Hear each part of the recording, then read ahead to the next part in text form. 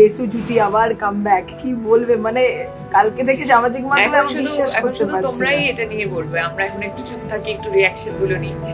তবু একটু যদি কিছু বলে মানুষ কারেক্ট কিছু করা যাবে না, জাস্ট কালকের নিউজটা নিয়ে এখন আপাতত হ্যাপি থাকো।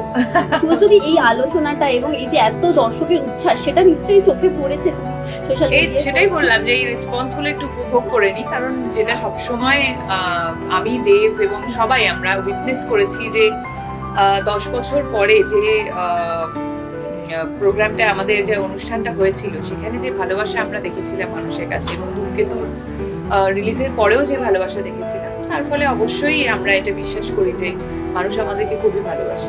আজকে কৌশিকদার সঙ্গে দেখা হয়েছিল একটা শুটিং এ। আচ্ছা, কৌশিকদা দারুণ এক্সাইটেড। কৌশিকদা মানে কি বলবে, কৌশিকদা হচ্ছে আমি অপেক্ষা করে আছি, যে পরিচালক হবে আমি আরো অপেক্ষা করে আছি তার জন্য। একেবারে তাই, সবাই সবাই খুব এক্সাইটেড। এবং শুভশ্রী, যেটা শোনা যাচ্ছে যে একদম মেইন স্ট্রিম কমার্শিয়াল ছবি, যে ছবিটা এখনই এই তোমাদের মুহূর্তে তরফ। সমস্ত কিছু যদি বলে এক্সাইটমেন্ট থাকবে না, প্লিজ বল। এক্সাইটমেন্টস আমি বুঝতে পারছি, খুবই এক্সাইটেড তোমরা, বাট আপাতত আমাদের তরফ থেকে এইটুকুই নিউজ আমরা দিতে পেরেছি যে পুজোয় আবার দেশু জুটি আসে।